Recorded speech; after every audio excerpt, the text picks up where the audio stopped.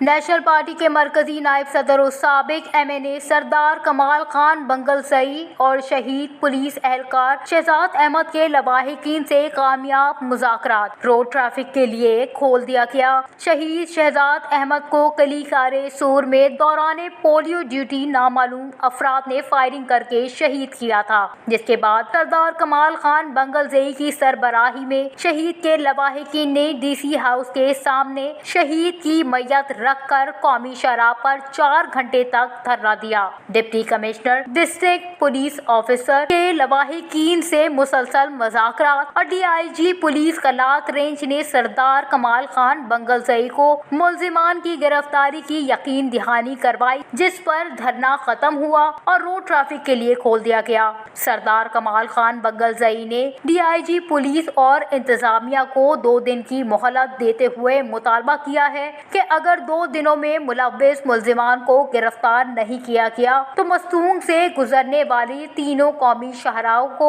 غیر معینہ مدت کے لیے بند کیا جائے گا۔ Watch news, Mastung.